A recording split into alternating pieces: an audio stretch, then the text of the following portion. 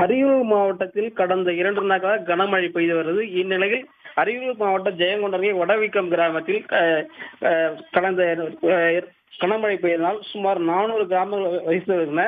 இந்நிலையில் அந்த பகுதியில் காலனி கைகாட்டி பேருந்து நிலையத்தில் குடியிருப்பு பகுதியில் சுமார் 400 குடும்பம் வசித்து வருது. இந்நிலையில் குடியிருப்பு பகுதியில் தண்ணீர் புகுந்ததால் பொதுமக்கள் யாரும் வெளியே வர முடியாத சூழ்நிலை ஏற்பட்டது.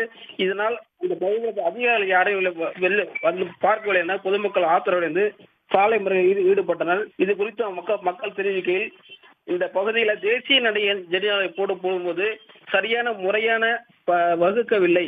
அதனால் தண்ணீர் சரியாக எங்கள் பகுதியில் வீடுகள் உள்ளே புகுந்துகிறது சொல்லி கண்டித்து சாலை மறியலில் ஈடுபட்டனர். இது குறித்து அதிகாரிகள் பார்வையிட்டு பேச்சுவார்த்தை ஈடுபட்டனர். இதனால் விருத்தாசலம் தேசிய நெடுஞ்சாலையில் சுமார் 3 மணி நேரம் போக்குவரத்து பாதிப்பட்டது. தொடர்ந்து பேச்சுவார்த்தை ஈடுபட்டிருந்தாலும் மீண்டும் சரி செய்ய கொடுப்பதாக அதிகாரி கேட்டுக்கொண்ட பிறகு போக்குவரத்து சரி செய்யப்பட்டது.